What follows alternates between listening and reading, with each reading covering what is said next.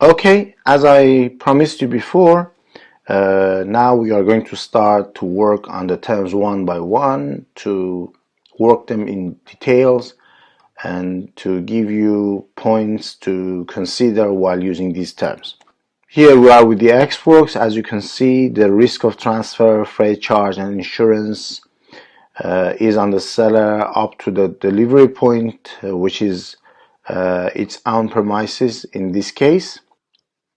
In some cases, the delivery point is another place other than the seller's premises, which I think violates the case in this situation, and I think in that form the term will change from X-Works to FCA and not X-Works. As you can see, the term is universal and you can use it for any modes of transportation.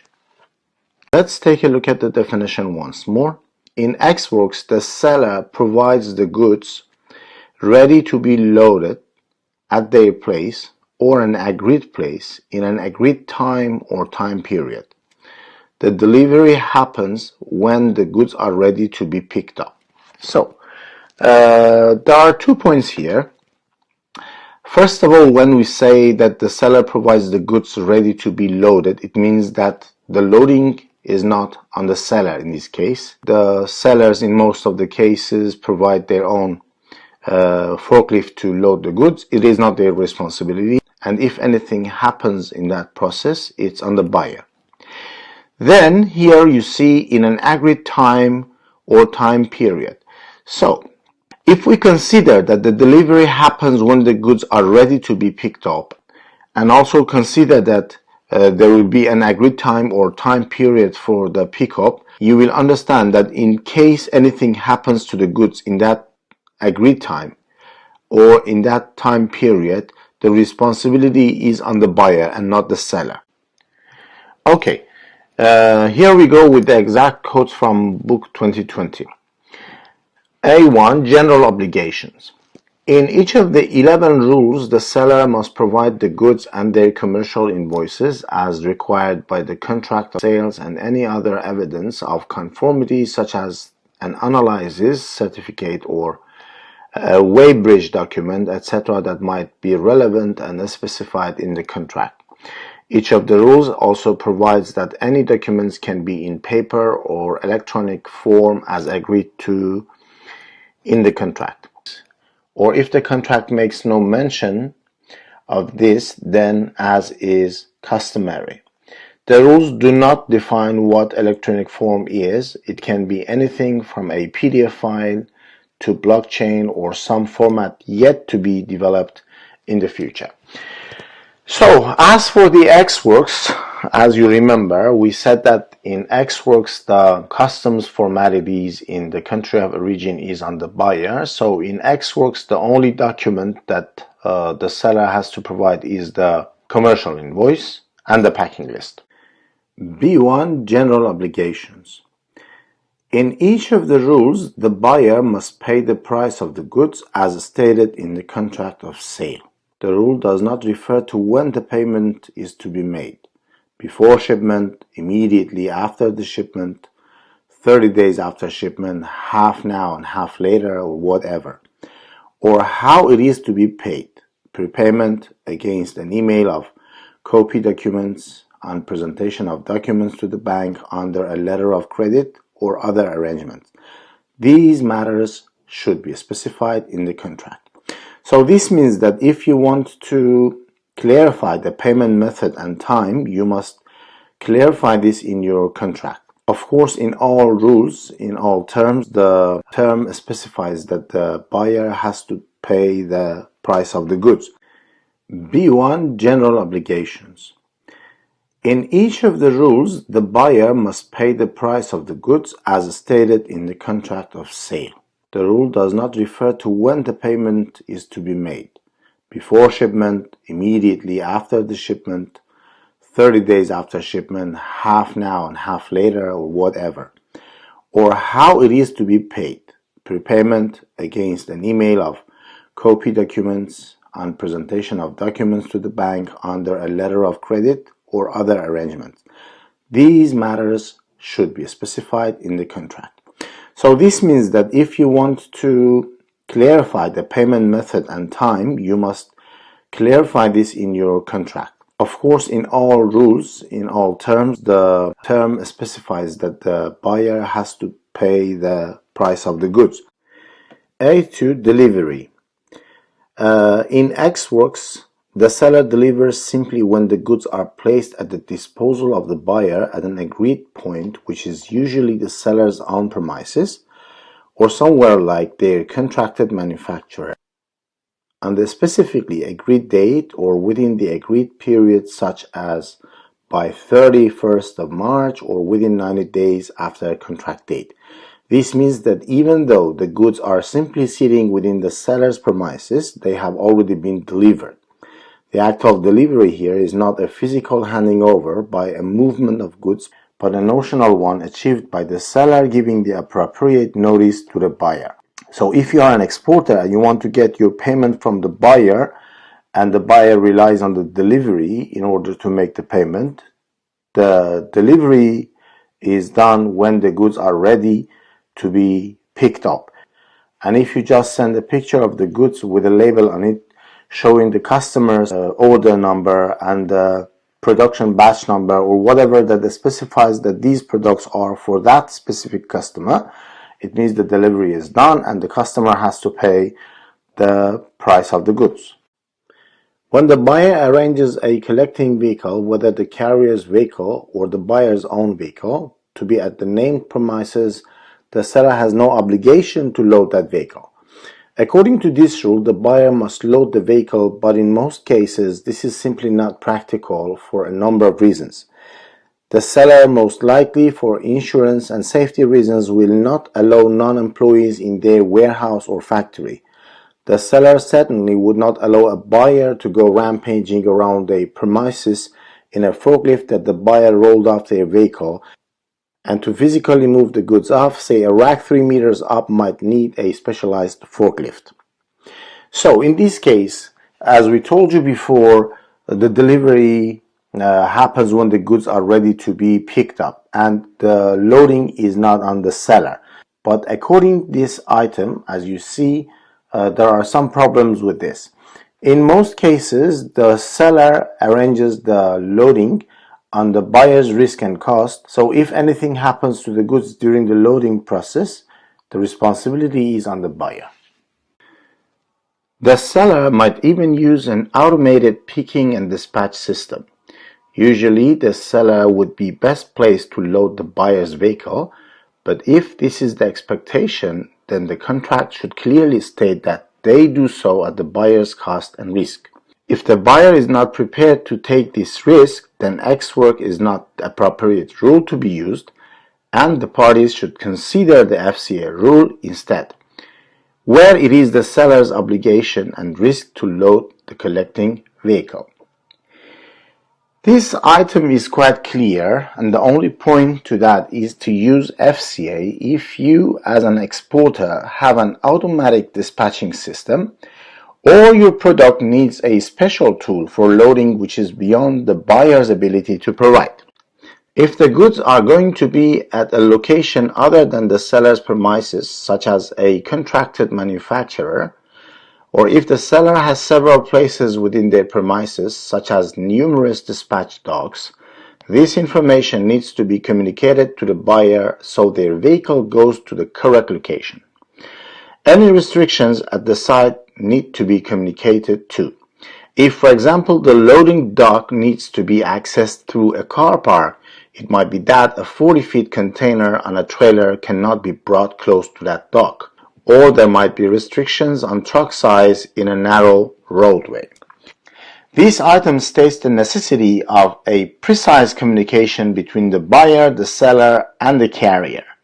As for the location, the requirements for a smooth loading, and any limiting factors if there are any. Please keep in mind that if because of your poor communication your counterpart fails to fulfill its own tasks, then you will be probably subject to a financial loss. B2 delivery. The buyer's role in Xwork is that they must take the delivery when the seller has made the goods available and has given the notice of this under A10. This usually will be when the goods are simply sitting in the seller's premises and may well be before the buyer's collecting vehicle arrives at the seller's premises. The buyer should consider their exposure to risk from this point on and would be wise to ensure that they have adequate insurance cover, such as under Institute Cargo Clauses A. The delivery requirements of the X-work rule can be difficult to work with. Here we have 2 points to talk about. The first one is this notice, which is supposed to be under A10, and we will get to A10 later. This notice has to be an email, an official email, including some pictures of the pallets, boxes, or whatever, with a label on them, including the customer's order number or the batch number, if there is. By the way, if you are an exporter, send this email to the buyer, and if you are a buyer, ask for such an email. Then we need to talk about this part. When you are noticed that the goods are ready, later on, any damage to the goods are on the buyer, and the buyer must be sure that they have bought insurance to cover the risk of the goods, and also proceed for the pickup as soon as possible. A3 and B3 talk about the delivery point, before which the seller and after which the buyer is responsible for the risk of goods. As you know, in X Works, the delivery point is when the goods are ready to be picked up by the buyer. So the buyer must be careful about this point and must be aware that after this moment, he will be responsible for any damage to the goods. A5 Insurance. The seller does not have the risk beyond the delivery point, so it has no obligation to the buyer to arrange a contract of insurance. However, if the buyer requests, at its risk and cost, the seller must provide the buyer with information in its possession that the buyer needs to arrange its insurance. If there is any information which the buyer requests that is not already known to the seller, logically the seller can and probably would choose to assist. Nevertheless, and this is not covered by the Incoterms 2020 rules, a wise seller would investigate taking out marine insurance on a contingency basis. If the goods are lost or damaged in transit, and the buyer therefore refuses to pay for them, in essence breaching the contract, the seller will want to have a fallback of being able to claim on its own marine insurance. Here we have 2 points to talk about. The first point is the buyer needs precise information enabling him to buy adequate insurance cover for the products. If there is deficiency in the information given by the seller, and later in case of an accident the buyer fails to claim the relevant compensation because of that deficiency, then the buyer can sue the seller. So as an exporter, be careful to give any needed information to the buyer. If the information is complete, then the buyer may choose an A clause insurance cover, but if the information is not sufficient, then they may buy clause C insurance cover, which won't be adequate cover. The second point is again about the delivery point. As we said before, the delivery point in X Works is when the goods are ready to be picked up by the buyer.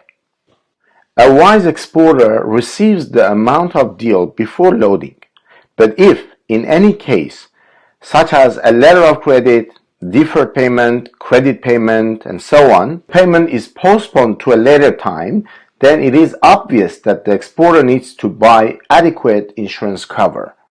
B5 Insurance.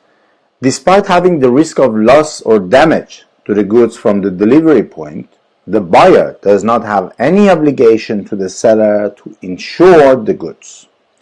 Whether the buyer chooses to insure the goods or bear the risk themselves is entirely their choice.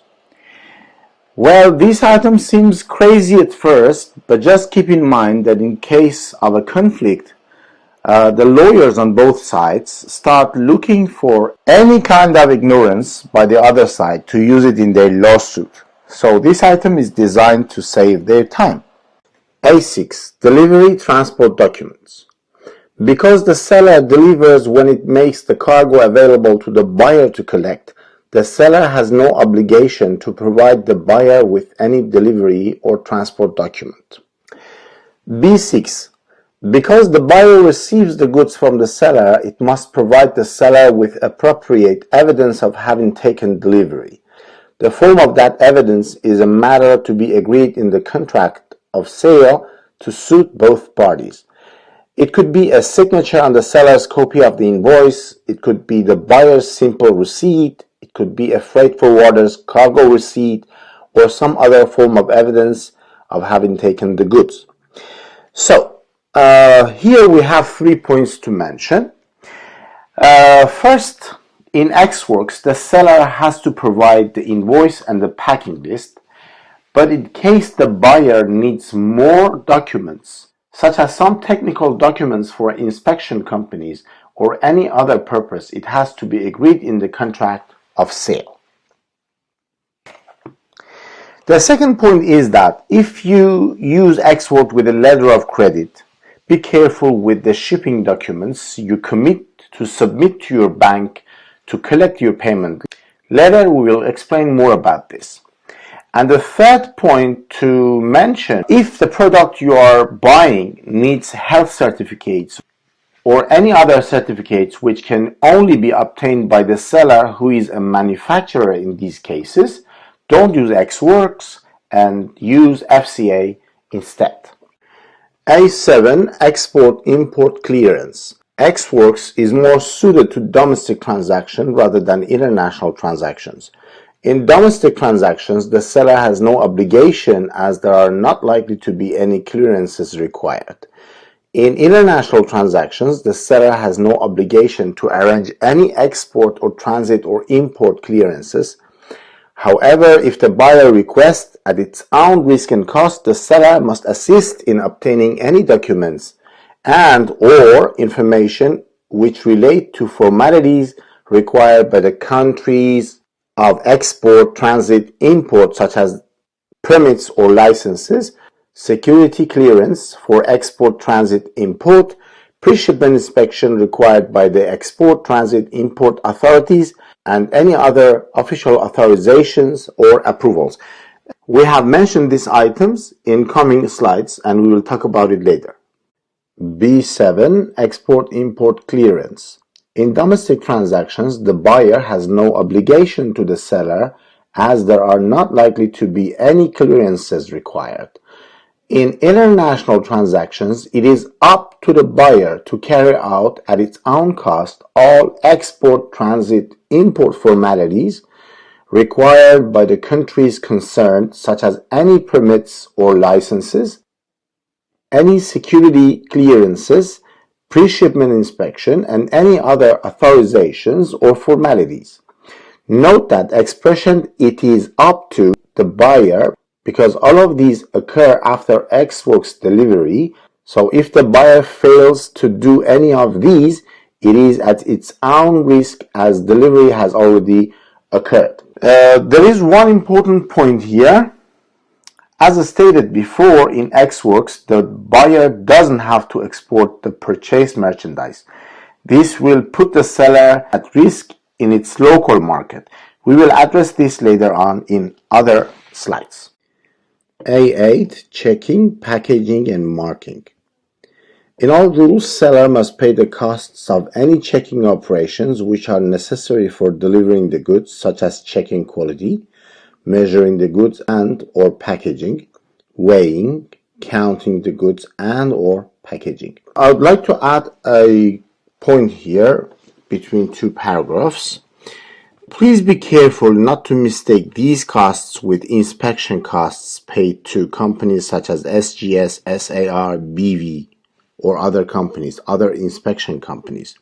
The costs mentioned in this paragraph are the costs inside the supplier's premises. If any kind of inspection is required by the buyer, then those costs are to be agreed upon, which in most cases are on the buyer. Okay, we continue to the next paragraph. The seller must also package the goods at its own cost unless it is usual for the trade of the goods that they are sold unpackaged, such as in the case of bulk goods. The seller must also take into account the transport of the goods and package them appropriately, unless the parties have agreed in their contract that the goods be packaged and or marked in a specific manner.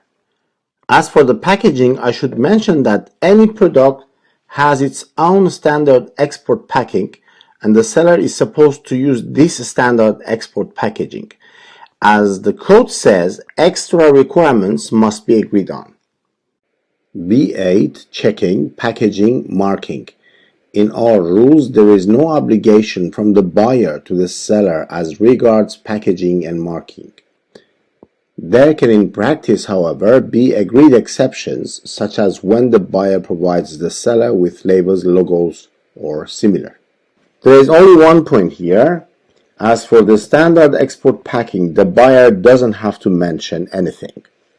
Only in case of an extra requirement, the buyer must inform the seller and get its consent and agree on costs and so on. A9. Allocation of costs. The seller must pay all costs until the goods have been delivered under A2, except any costs the buyer must pay as stated in B9. Please keep in mind that this is about Ex Works. In other terms, we have other conditions. B9. Allocation of costs.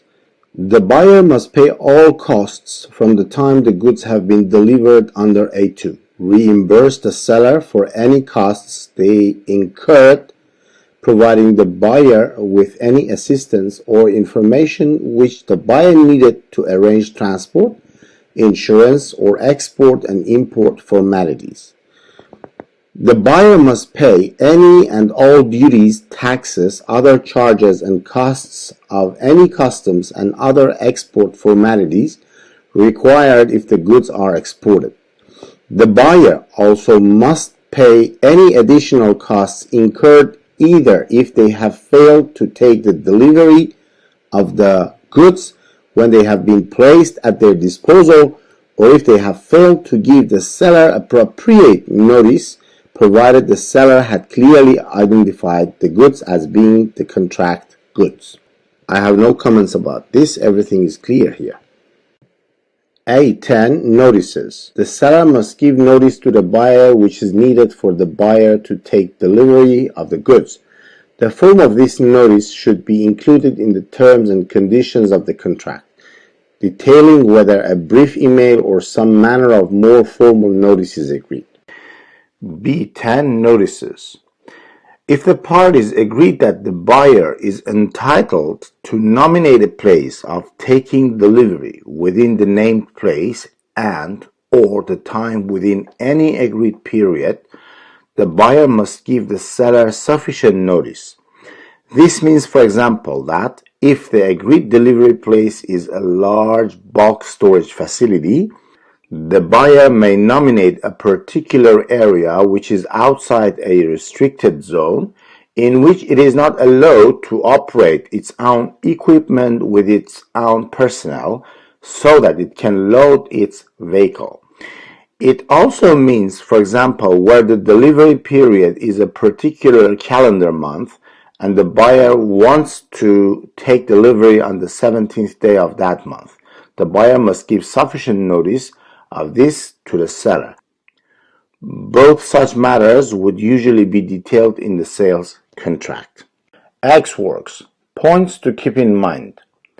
Ex Works is the most dangerous term for exporters and importers. Why? 1. If anything happens to the buyer's loading personnel at the seller's place, there will be a lot of difficulty with this incident. Solutions. 1. The seller can accept to provide the loading on buyer's responsibility and risk, but if the merchandise is too big for the seller to accept such cost, then 2. They must ask the buyer's shipping company to provide all the insurance documents related to its personnel. 3. Choose FCA seller's premises instead. Point 2. If the payment system is LC, the seller only needs to provide the bank with an original copy of the invoice and the receipt received from the buyer at delivery time to get his money from his advising bank. But if the buyer wants, he can find a discrepancy in the documents and ask his advising bank to freeze the seller's money. This happens after the goods are delivered. Solutions. Keep an eye on the details of the goods and the documents in order not to make any mistake. And 2, try to use a better form such as FCA or FOB for your transaction. Point 3. According to the law, there is no obligation on the buyer to export the goods, so they can sell the goods in the country of origin. If the buyer attempts to ruin the seller's market share by dumping, they will sell the product with a cheaper price in seller's territory. Solution. The seller must add an item to the contract and limit the buyer and his agent to sell the product in the seller's territory. Point 4. If anything happens to the product after the delivery time in the seller's place, such as a fire, the buyer may claim that the goods had not been its purchased merchandise and ask for compensation.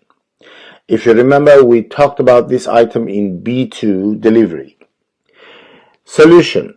When the goods are ready to be delivered, the seller must provide a document including the order number, invoice number, production batch number, photos of the packed goods, and officially send to the buyer to confirm the conformity of the goods and officially inform the buyer.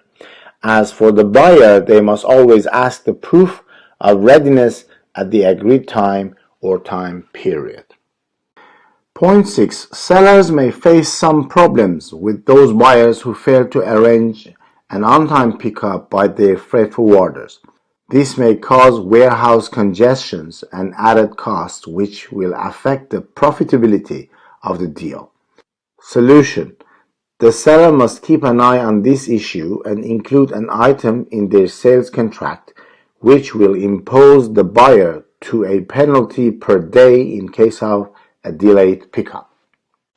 Point 7. Sellers may face some problems in their financial records. The financial department de-recognizes the goods at the time of delivery, which is when the goods are ready to be picked up.